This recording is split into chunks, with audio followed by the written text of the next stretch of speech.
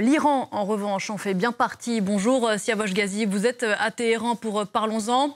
Bis repetita donc pour les Iraniens qui s'étaient déjà vus privés d'entrée aux États-Unis lors du premier mandat de Donald Trump. Pourtant, il y a une forte communauté iranienne installée aux États-Unis.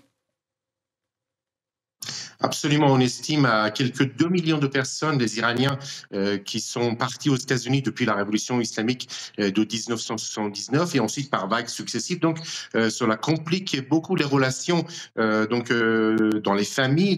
Par exemple, il y a beaucoup de parents qui partent régulièrement aux États-Unis pour rendre visite à leurs enfants qui sont installés aux États-Unis depuis de nombreuses années. Donc cela complique bien évidemment ces voyages, d'autant plus que l'Iran et les États-Unis n'ont pas de relations diplomatiques depuis plus de 45 ans et donc tous les Iraniens qui voulaient se rendre aux États-Unis devaient se rendre par exemple à Dubaï ou en Turquie ou en Géorgie pour demander un visa pour se rendre aux États-Unis.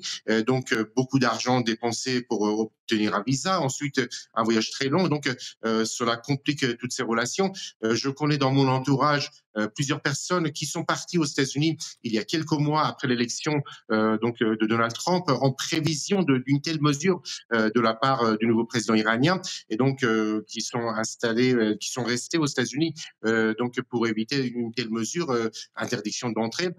On peut rappeler aussi qu'en 2017, on avait assisté à des scènes dramatiques. Par exemple, un couple d'étudiants dont la femme était partie aux États-Unis, le mari était resté en Iran et n'avait pas pu rejoindre sa femme. Donc, des scènes identiques peuvent être vues encore maintenant à partir de lundi prochain. Donc, une très forte communauté. Ça touche beaucoup d'Iraniens qui se rendent régulièrement aux États-Unis. Donc, cela complique les relations entre les familles, bien évidemment, même s'il n'y a pas encore de réaction de la part du gouvernement iranien. Et tout ça dans un contexte très tendu, un contexte très tendu à propos des négociations sur le nucléaire entre Washington et Téhéran.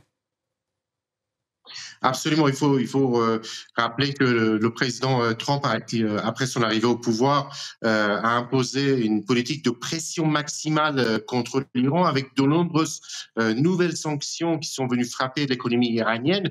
Des négociations se déroulent en ce moment même donc entre l'Iran et les États-Unis sur le dossier nucléaire, mais ces négociations sont très difficiles puisqu'il y a une exigence de la part des États-Unis, selon les informations de presse ou de certains responsables iraniens, pour que l'Iran cesse complètement son programme d'enrichissement d'uranium, ce que Téhéran refuse. Donc, on est dans une situation très très compliquée avec des menaces de frappe militaire de la part des États-Unis, mais surtout d'Israël, si ces négociations n'aboutissent pas. Donc, des relations très compliquées entre Téhéran et Washington, d'autant plus que hier, le guide suprême iranien a rejeté donc la nouvelle proposition américaine qui a été remise à l'Iran samedi dernier, en affirmant qu'il n'était pas question pour Téhéran de renoncer à son programme d'enrichissement d'uranium, qui est indispensable pour le programme nucléaire de Téhéran, selon le guide suprême iranien.